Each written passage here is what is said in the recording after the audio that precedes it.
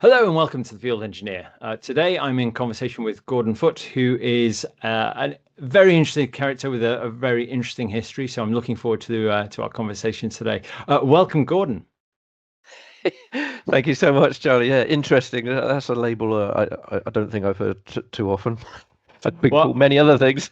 I've seen your CV and we've had a good chat before the recording started. So I think for our listeners, if you want to just give us a bit of your background, Gordon, Yeah, as early back as you want, and tell us a bit about yourself.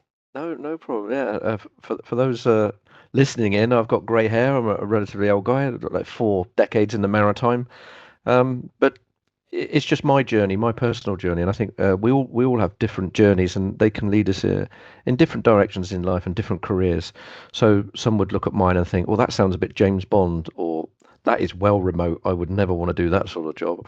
Or how do you survive, and how often do you get to see your family and things like that. So yeah, a little rundown then. I think as I'm a bit of a strange character, then I think I was 5 or 6 when my family used to take me to the Royal Navy days, they called it then, with the when the warships came into port and the families were invited to walk round them back in the day on the south coast of England.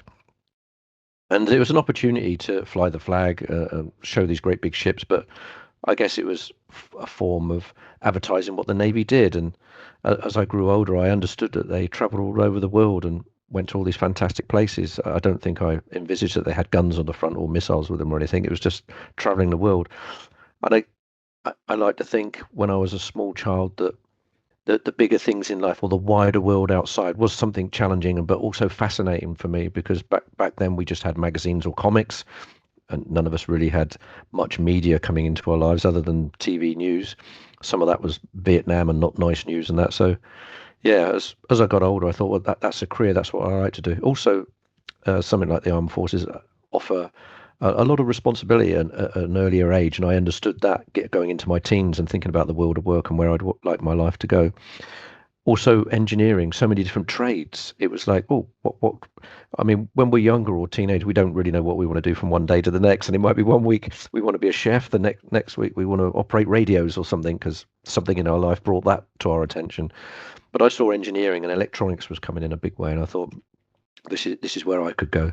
Yeah, and it gives and when you are in your teens and you're thinking about traveling, and it wasn't that I wanted to get away from my family, but I did have a challenging childhood. I went to a comprehensive in West London during race riots and things like that. So it was difficult times for the nation, really, and economically and that, and financially for households. It was never an easy life.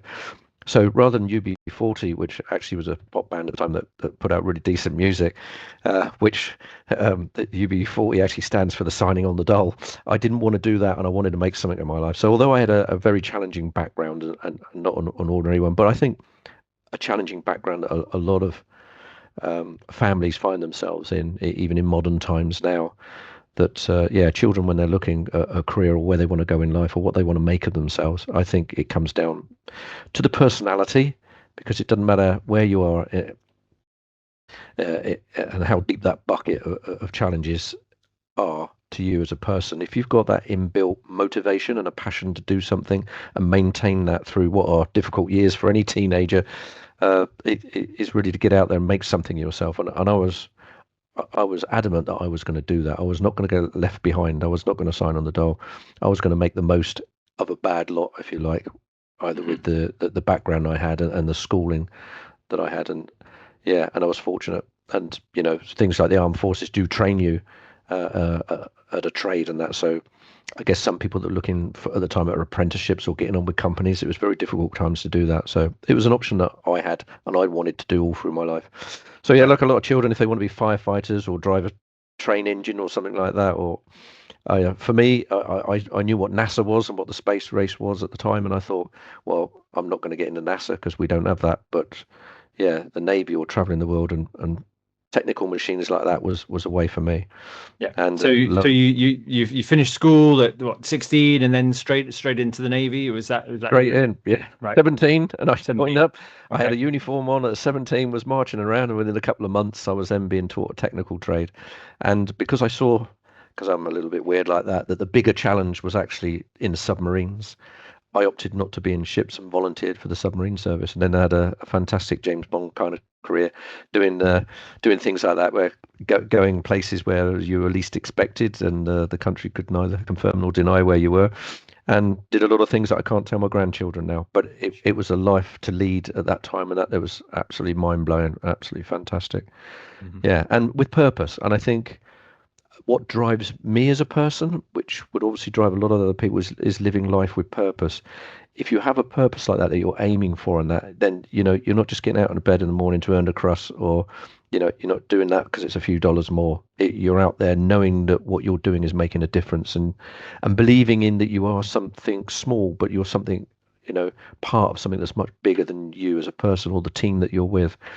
And yeah, learning about being a team and what your part is to play in that was really significant in that early stages of my life. So really good. Hmm. Yeah, but if you want to jump on from things like that and all the skills that it gave me, just to clarify where I am now is, yeah, with the affinity with the maritime or being at sea, I decided Yeah. later in life when I retired to join the offshore industry, and I worked my way up from doing hydrographic survey and field engineering or loan engineering with that sort of role to a supervisory role to eventually being a leader in the maritime as a client representative, representing the interests of major clients building um, critical infrastructure. So whether that's oil and gas pipelines, telecommunications, or power subsea and submarine cables, and the renewable energy, which for the past 25 plus years or so has been quite a mainstay. Most people know the wind turbines that are being installed offshore to provide us with renewable energy. So it's fantastic to be flexible enough in the marine construction industry where I am now to be able to take part in a great many of those projects around the UK and globally. Hmm. So what are some of those skills that have kind of tracked through your life? Obviously, early on, being a submariner, there's clearly a lot of technical skills, a lot of I guess being able to get on with your crewmates, and a Yeah. lot of resilience built into that as well. Tell us about some of those skills that have gone through So, your career. I love that question because, like, you've just said so many things that encompass what that means or how you can operate at a professional or a level of excellence, in a team like that. But I always come round to a special way of thinking it, and it is by knowing who you are yourself to start with, looking in the mirror in the morning, understanding who you are, and saying, I'm going to be a better version of myself by the end of the day, or I'm going to achieve this.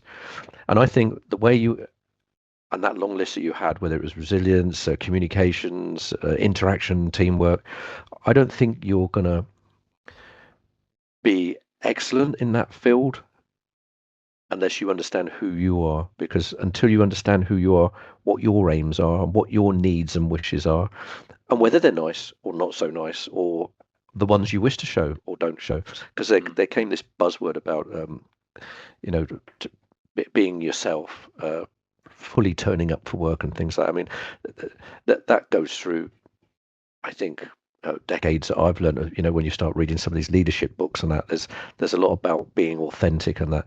And I don't think you can just say that or put it on social media. You have to look in the mirror and know who you are to start with before you can profess to be doing anything of this in the workplace. So that's the way I look at it. And yeah, some of the weird stuff I do like that is to say to myself, right, who am I and what do I want to achieve tonight? Who do I need to be empathetic with today because they've had a hard week? How can I interact with that person a bit better because they're a bit of a rough diamond? And also consider, your shortfalls. Am I snappy?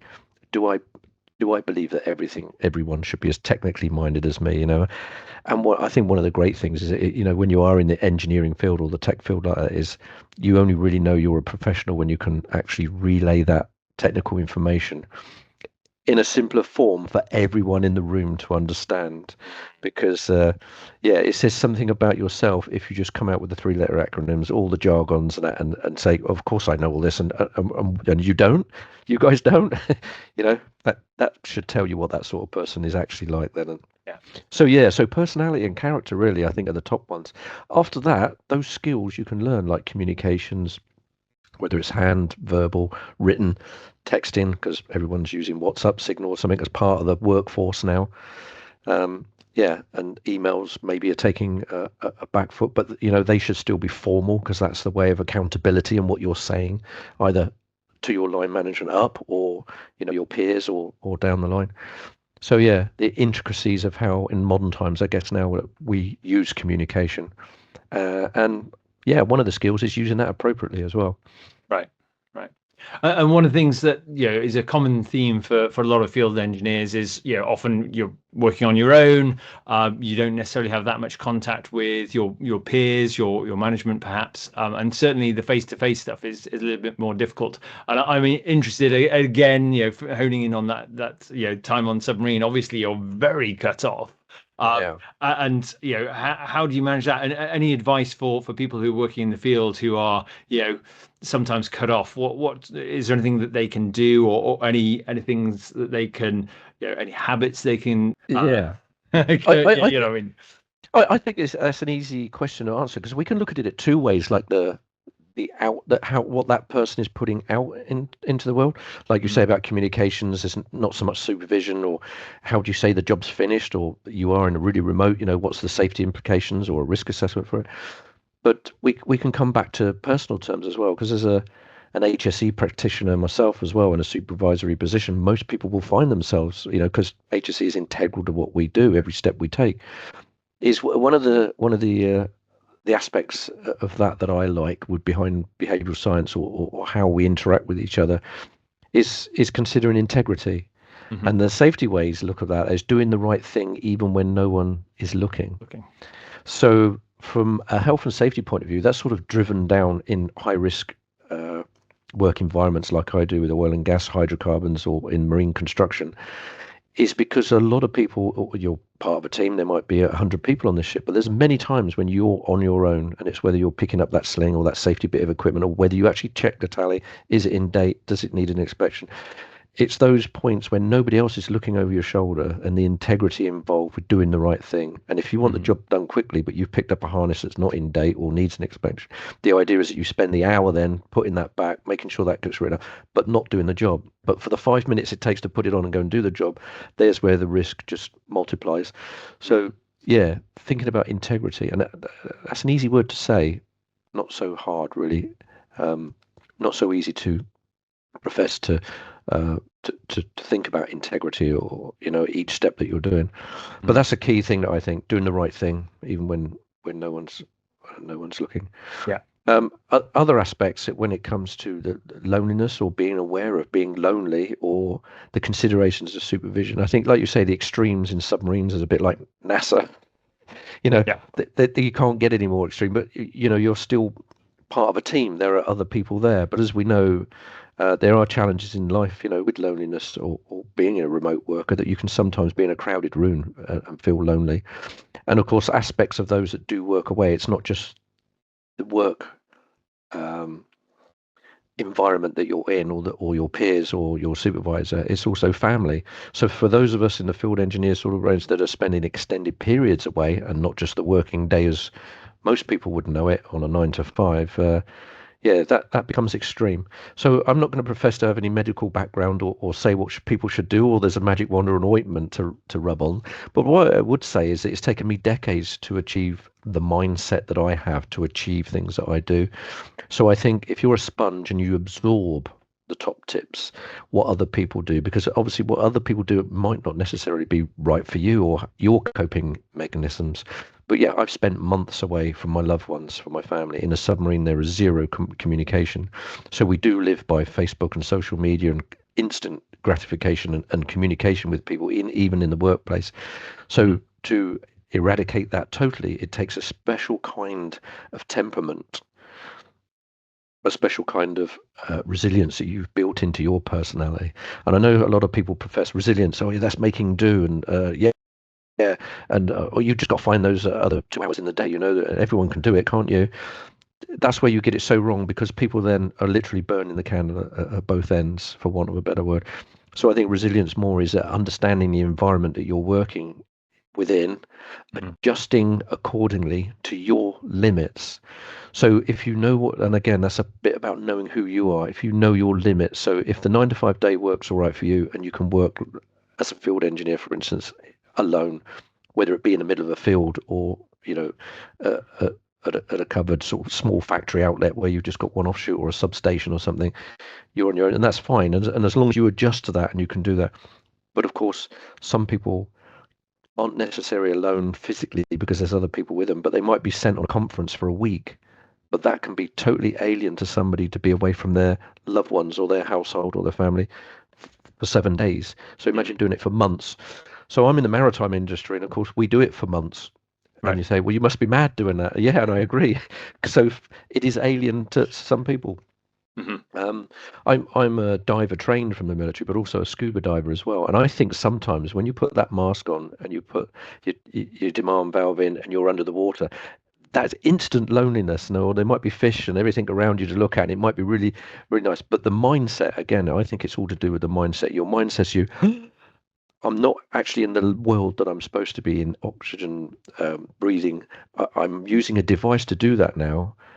You lose your senses because your ears are then covered, or you're going underwater, and then there's that silence, Yeah. and there's that feeling of doom. And a lot of people don't venture to scuba diving because there is that doom. I shouldn't be here. It's alien. I can't do it. I'm all alone because there's nobody to ask. Even if there Right. was another scuba diver next to you, you can use sign language, but you can't say, "Look, I don't really like this," and blah blah blah blah blah. You can't have a conversation like that. So Right. yeah, so I think a lot of it comes down to mindset and how you train towards that. And of course, if you're in the armed forces or a job that's similar in a lonely environment or remote, it's about doing it in stages, like baby steps, take one step at a time. So you wouldn't straight away go into months working at your own. You would do Hmm. an afternoon or a morning, and then a day, and then sometimes if you're called away to go to a site, and you might have to stay over and be there 3 days. By that time, you would have graduated your own needs, wants, or put, shall we say, the challenges that you face it into the right little boxes, and you've dealt with all the things because there's never going to be one thing that upsets you in an Right. environment like that. It's usually a multitude of things. Yeah. And the first thing is usually communication, not being able to speak to other people. So, if your battery goes flat on your phone, nowadays people instant panic. Oh no, I need a brick, I need a charger, Yeah. where do I plug this in? People forget that, life did exist before the mobile phone. Yeah. And even with VHF or UHF, in what systems you're using for remote work on terrestrial radios and things like that, batteries go flat or somebody doesn't have the right channel dialed in, so they're not answering you at all. Hmm. There's that instant feeling of doom. I'm on my Isolation. own. Yeah, yeah, Yeah, yeah. It's funny. So just picking up on a couple of things yeah. there. Go ahead. I think we've all felt that. Whenever anyone has damaged a phone or lost a phone, that instant feeling of isolation. Mm. Whether you're at home or whether you're, I remember being in. I think I was in Portugal. And I left my phone in a taxi. This is years and years ago. But yeah, that feeling of how am I going to operate without this phone? I think that's sometimes it's a really good thing to get that feeling of isolation. Yeah, And you're absolutely right. We managed very well on mobile phones for most of human history. I think having that reminder, or disconnecting, going off into the jungle somewhere for a couple of weeks is a it's a great way just to test your resilience and and not that's made you remember. That's made you remember of something. See, so what what yeah, what was the yeah, points that made you remember? And it was the doom. And I yeah, tell you what it is. It is because physiologically your body changes at that moment in time, but it changes in a short space of time. So instantly your blood pressure up or your heart rate's up. We say, or your stomach's in your mouth, sort of thing. yeah, Because instantly your brain is overwhelmed of how do I extricate myself from this? How do I resolve it? And that's why, from an HSC sort of background, we look at uh, risk assessment or mitigations against it. So we'll have spare batteries, we'll have two handsets. Always have a secondary method of communication line, not reliant on the one in case it goes down.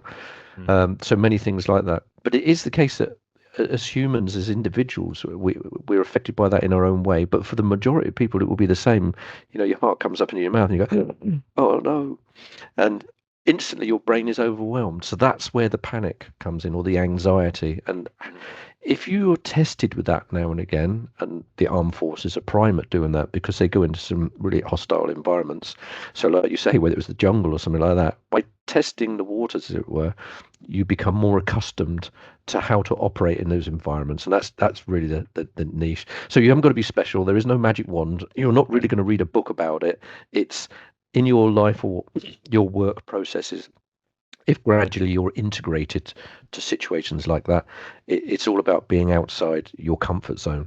And of course, depending on what your task, mission, trade is, we all have our comfort zones. Some of us, it's not being away from our children or our loved one at home. Some of it is we will only do a 9 to 5. We would never consider doing shift work even, or working at weekends. And some of us just can't go to a conference unless it's like 2 nights. They could never go abroad and go for a week conference or something. Those sort of things are alien, but it doesn't mean that you can't become accustomed to that. And the graduation of doing it, I think, is how most professional outfits will deal with that. And whether you're doing electricity distribution on remote hillsides or mountains in a Land Rover in the middle of nowhere, in austere weather, or like I was on a submarine, there are ways of learning that, and that's through mentoring, being with a buddy to start with, and testing those areas and stepping outside of your comfort zone at various stages as you graduate towards being more resilient in what you do. Throwing somebody into the deep end and putting them out for 3 days in a remote work site is it's going to be what we call a baptism of fire and not work so well. That you have retention problems with your employees and all sorts, and complaints procedures. And even with supervisors and that, it just doesn't work. So I think great. Yeah, sorry. The other thing I wanted to just pick up on is, going back to the integrity piece. And again, I'm put in mind of, so I come from the medical device industry. And one of the things I would say to my engineers, it wasn't in a procedure, but if you're leaving site, if you're happy that that equipment is going to be used on one of your loved ones next, and you're happy with that, then okay, you've done your job. If you're not, then you've not done your job, and that would be just an internal test, an internal check. Is my loved one going to be the next one who's going to be using that device or having that device used on them? And if you're happy, then great. And that internal integrity check, I think is important. Those little tests to just make sure you're holding yourself to account. They are. To me, I might be considered old school, but I still hold great value in that. And if we have morals or a moral compass, or there's, a mission statements, they're all lots of long words, and you can use Chat GPT and get something out that comes out. But the good old fashioned integrity, I think, is paramount. And linked to that, because trust is all about trust at the end of the day, is being humble. So one of the early lessons that I learned was this: there's no such thing as a daft question, just a daft sailor. And if you don't know, you think about it literally in many things that we do in our lives or in our homes with our families. If you don't know, say so. If you're not sure, ask a question. And of course, the younger generation are used to just Googling anything. So there also comes with that now critical thinking. So what pours out of your phone is not necessarily true. Don't absorb it all. So being humble to ask that question, but then having the intelligence to use critical thinking.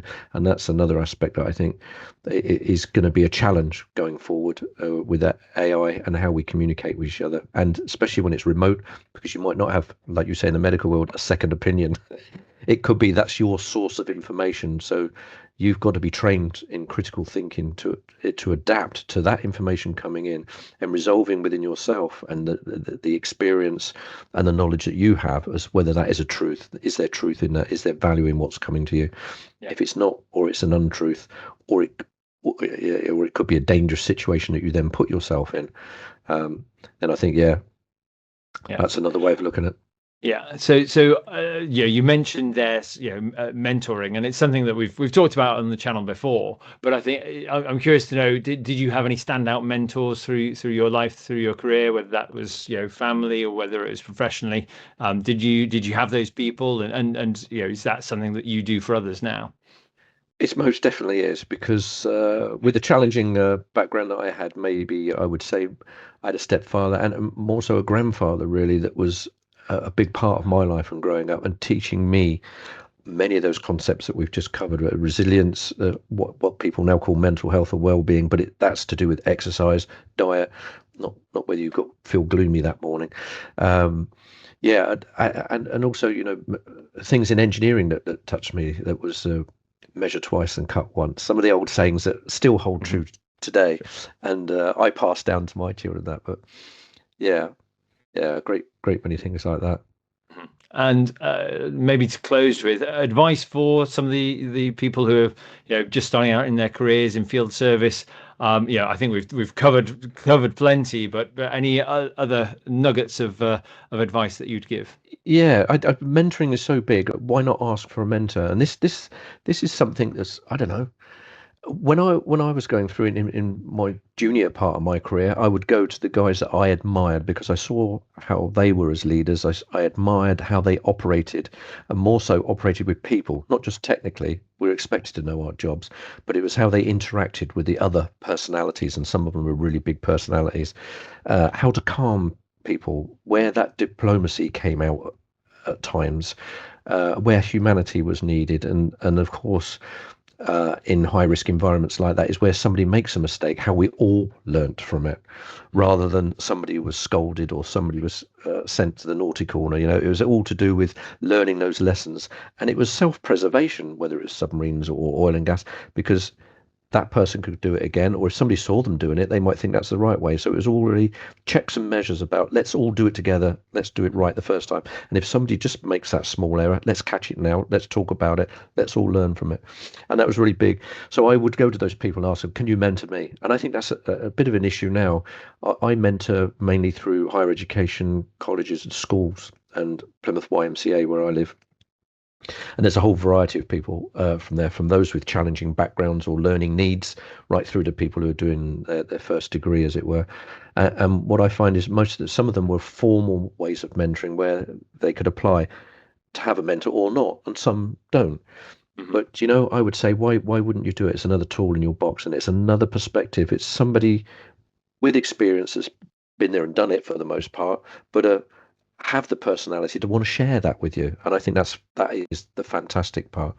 So as long as it's not forced within an organization or a program, and there is that element, like I would choose to be mentored, and somebody who is a mentor has that personality to share part of their journey with you, to make your journey and to empower you to make the right decisions.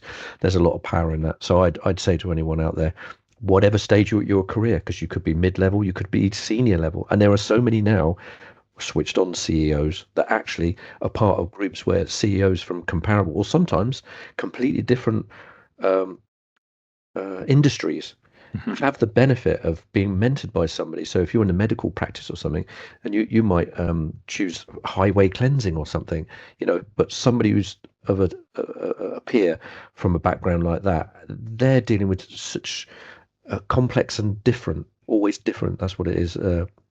Challenges and how they lead, and so much can be gained from that, I think. And there's another perspective, and you can have that group think, or if you've been with that company for 5-6 years or something, there's always that element of, is this the right way? We've always been doing this way, it must be correct. There's so much to Yeah. be gained by sharing, and humans are good at that as long as we open up and talk. So yeah, even if you're an introvert, I think if you could say to somebody, I'd really benefit from somebody else's point of view, can we do a mentoring scheme?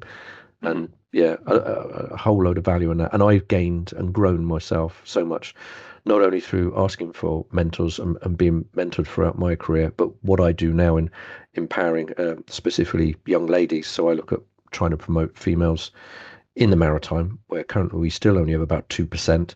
Right. So trying to shuffle that up in the maritime, which is predominantly a male environment again, and in the STEM subjects, especially hydrographic survey, geologists, marine mammal observers, even method engineers now, and analysts, and that we get a lot of disciplines coming through, and some of the females are unsure about stepping forward into those sort of roles. So, yeah, a guy like me that says, right, I'd like to mentor you because I can empower you to find your way and show you the way, and it can be done, and you should be there, and the Mhm. team will be stronger when you are, sort of thing. That yeah, builds confidence. So a lot of it is Yeah. building that confidence, but integrating in, especially females where they should be, and that's part of that team within engineering. Mhm. Brilliant, Gordon. Thank you so much for your Yeah, time and your stories. it's It's been a fantastic. lot of fun. To our listeners and viewers, I hope you enjoyed this podcast. Please do like and subscribe. If you do have any questions or comments, please put them below, and we will see you on the next one. Thanks very much.